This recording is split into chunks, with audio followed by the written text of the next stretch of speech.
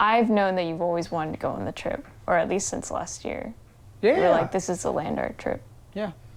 So what, I guess, compelled it? Well, I mean, as an architect, and even if I was just a designer, you know, there's something unique about most of these works. Land art are works that affect the earth, or in this case, the land, right, at the scale of the land. It's wanting to see a different type of work, of creative production, right? I mean, we design spaces, we design buildings, Mama used to design clothes. Those are all products of creative production. These are too, but you know, these are obviously different.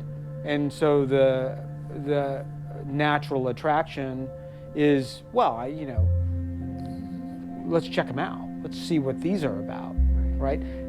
Similar to like wanting to go see a great, you know, artist in his own museum, like Noguchi. In the Noguchi Garden Museum. I mean, we're all doing the same thing. We're all creatives. We're, you know, creating things. You know, I think that it's that basic, you know, commonality that, you know, drives interest. I think the trip went great. Not as expected. I thought all of the sites were going to be amazing, and then as we found, some were more amazing than others. The other unexpected thing about the trip was the ability to understand them on their own, but after visiting the collection, understanding them relative to one another. As we were discussing on the very long, very hot drive through John's home state, the simplest, purest, right, work was, I think, the most powerful, the most spatial, the most experiential. And I mean, if you wanted to categorize them or rank them, the best one, and that's double negative. And we discussed that on the trip. It's interesting how, at least for me personally, like the emotional attachment to double negative in comparison to the rest of them, just based on knowing that because we had access to it, to double negative specifically, like I felt a lot more just welcome in terms of a viewer. Yeah, no, I did too. Which I think which says a lot, right? That the one that basically said, Earth, all I'm gonna do is cut you, and I'm gonna cut you twice, right? Was the most powerful, even more so than Lightning Field, which was our last site, which I loved. I loved the whole afternoon, the whole evening, right? Where it was almost as simple. Oh, I'm gonna take a couple of, 30-foot long stainless steel toothpicks at the scale of the site. I'm gonna stick them on a grid, right? In this very flat landscape with backdrop of mountains.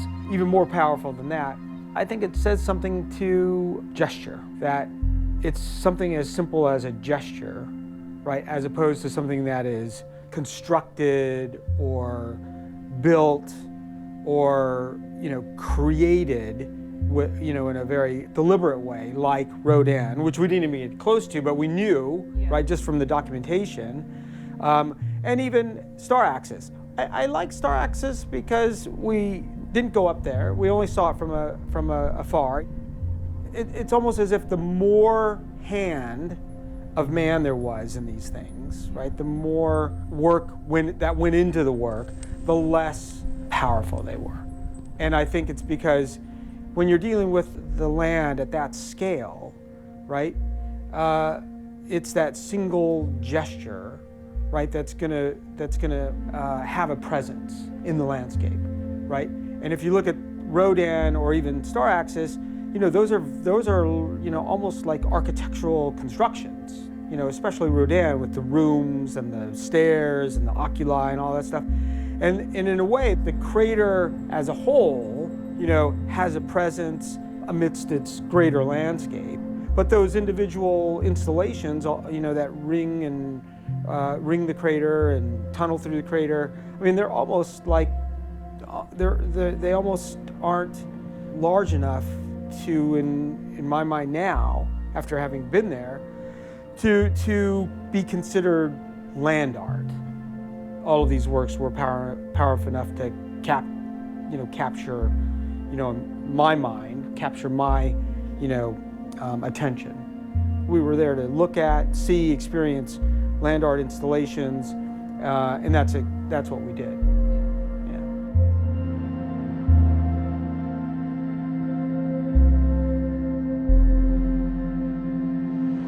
Hello, this is coming in hot from the end of day 1. We're about to hit the hay.